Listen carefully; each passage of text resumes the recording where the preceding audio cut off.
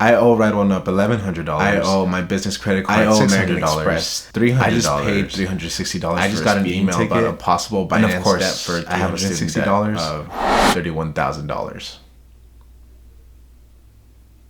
So yeah.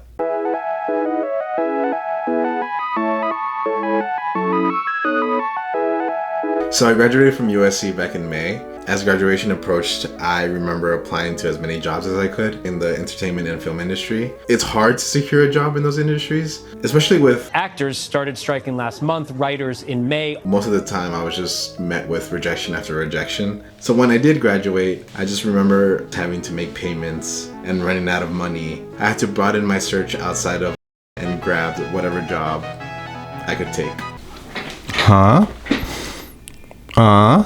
Feast your eyes on this fit. This is the most annoying part. It makes your feet hurt.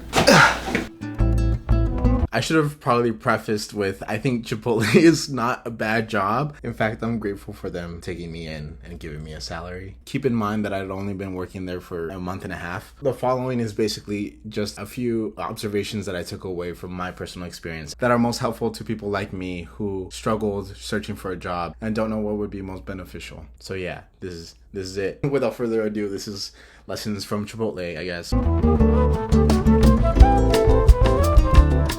If I'm going to spend time getting ready for work, getting to work, coming back from work, I'd rather use that time for a longer shift rather than a short one. Why not kill two birds with one stone? Today I'm working my normal shift, which is just 11:15 to 1:45, lunch rush I guess. But it's also annoying just because I'm working around 2 hours and a half on the days I do work.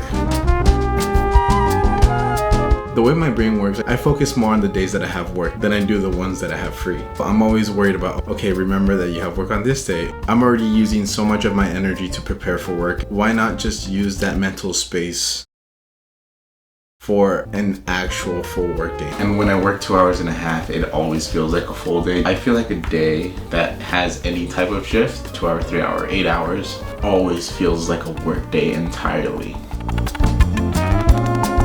During my part-time shift, I'm in an environment I don't necessarily want to be in. I just have to be in it. So the fact that I don't want to be in it makes my presence in the work environment more prominent in my mind. Any indication of the work environment within a day will subconsciously make me see that day as a full work day. It almost seems like the energy consumed by my part-time shift would be the same energy consumed by a full-time shift. I'd rather have a consistent schedule with consistent hours. So if I get a full-time job and I work those long hours, it feels like I'm getting tired for the right amount of time.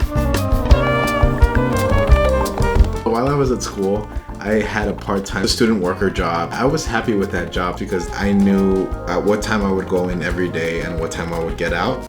It allowed me to build a routine every day. At Chipotle, I only know my schedule for the upcoming 2 weeks. And even then, it varies from day to day. I could be needed for the lunch rush or for the opening shift or for the closing shift. It doesn't allow me to build a consistent routine. I never really know what my salary will be. It will vary from week to week. It just depends on how many hours I required. Whereas at my student worker job, I had a consistent work schedule, a steady paycheck. I don't know if I was clear, but that's the best I can do for now, because I gotta get to work. I have to.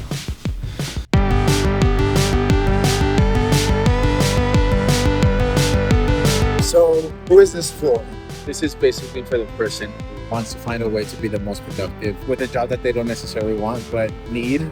I just kind of had like a little crisis post-graduation, but I had responsibilities to take care of. I wish I had a criteria to help me filter out what jobs aren't worth my time or energy. I want to build a routine. I want to be productive.